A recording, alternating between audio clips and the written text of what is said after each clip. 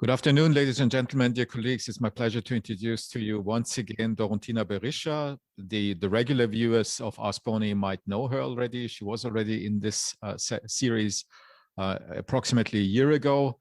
She's one of those in our department with a non-specific Austrian background. In her case, it's Kosovo.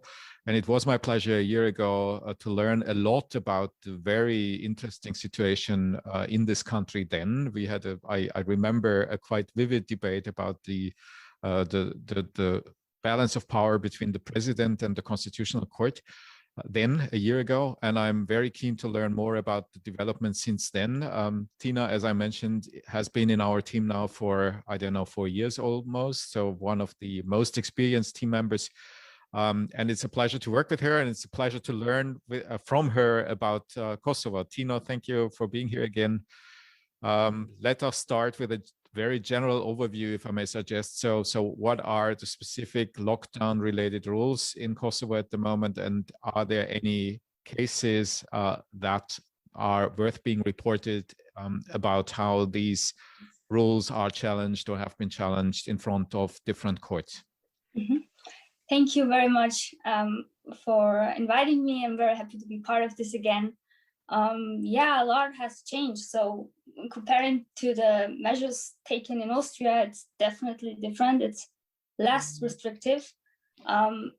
Restaurants are open, malls are open, schools are open, gyms are open. People can meet outside, up to 30 people.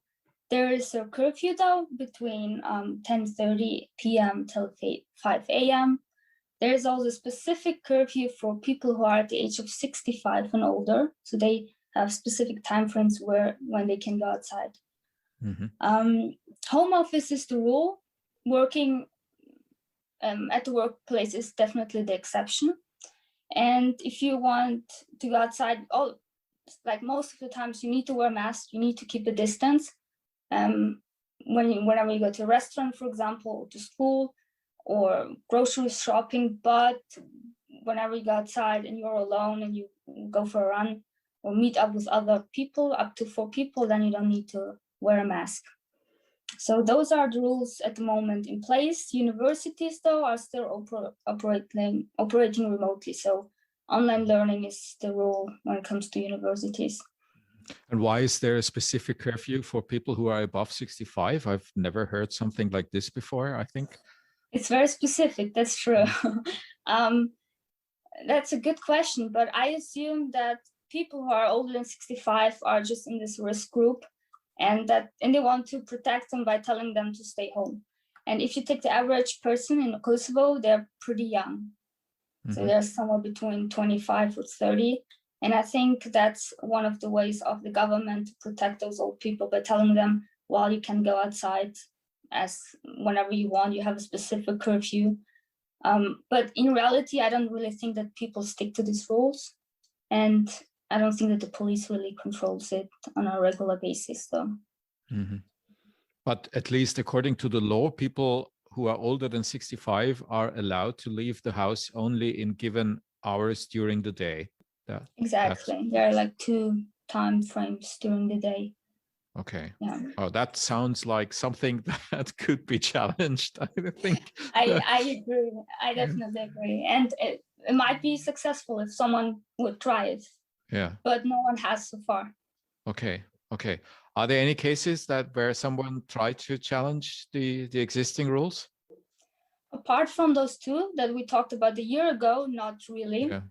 But as we talked a year ago, as I've mentioned, I don't really think it was about the COVID measures itself, but it was more like a political battle to kind of fight each other. And that's why the president filed probably a complaint to the Supreme Court and then the prime minister to the verdict of the president, and it kept going on like that.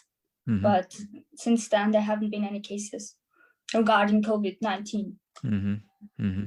So people simply accept the situation, at least from a legal standpoint, they accept the situation, and there are no courts that are involved in any debate at the moment. Okay. Not COVID-19 related, but one also has to say that the restrictions, if you compare it to Austria, they are not as strict, the measures that are taken in Kosovo. So And does it have any impact on the pandemic per se? So the infection rates and so, are they high? It does. Yeah. It does. There has been a sharp increase of cases, COVID-19 cases in Kosovo, especially in the last 1 to 2 months. And one of the reasons probably is because everything is open, basically, like the restaurants, malls, and gyms. And the second one is because their elections took place in February. So people went outside, they voted, they met up in groups and vocalized their political opinions, demonstrated. So there were a lot of gatherings, and this is probably one of the reasons why there is a sharp increase of cases in COVID-19 in Kosovo. And does that have any impact on the political assessment, whether further measures are needed at the moment, or is it still the majority's opinion that those that are in force at the moment suffice? Well, right after they looked at the statistics and saw, well, we need to do something actually happened. So we had the elections, we have a new government, we have a new president, and then we had this short lockdown between the 7th and the 18th of April. So that's where they tried to kind of flatten the infection curve, but it's not a very long period of time. And also there were a lot of complaints, especially coming from restaurants and other companies, that they wanted to open up and earn money again. So yeah, this was only this short lockdown in April.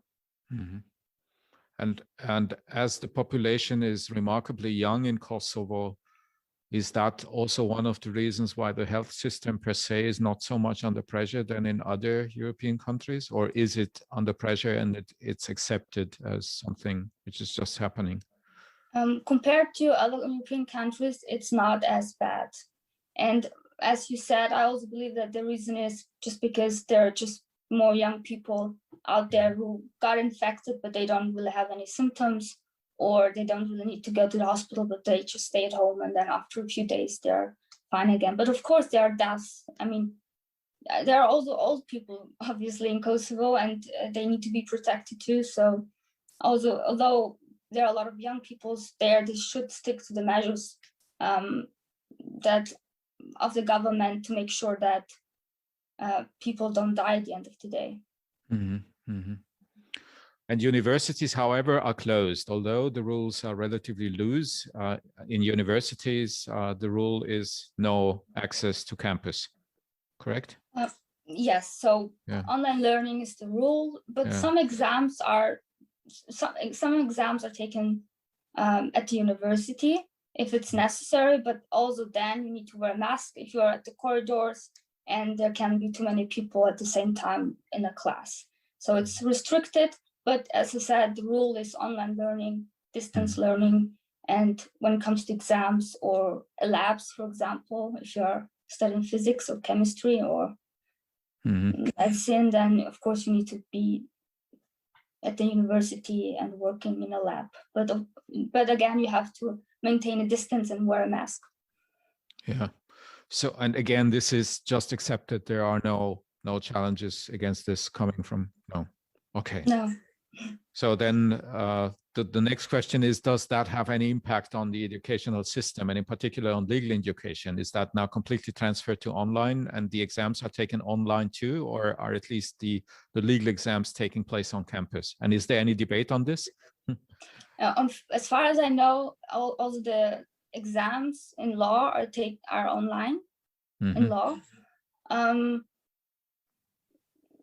But for pupils, it's completely different. So people go to school.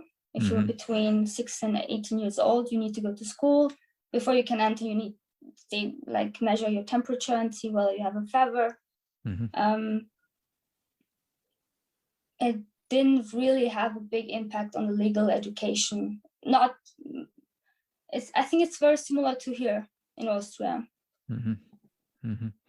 Well, in Austria, as you know, there's quite some debate about in how far exams are to be taken online or should better be taken on site, and whether that has any impact on the quality of education.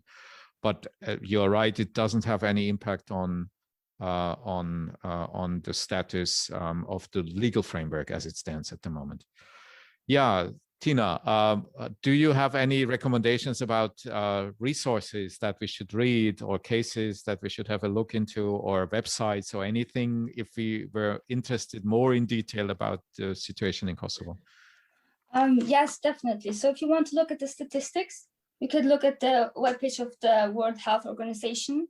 If you want to have more information on whether you can travel to Kosovo, it's definitely worth to have a look at the web pages of the Embassy of Kosovo in your homeland, and also on the public webpage of the Health Ministry of Kosovo.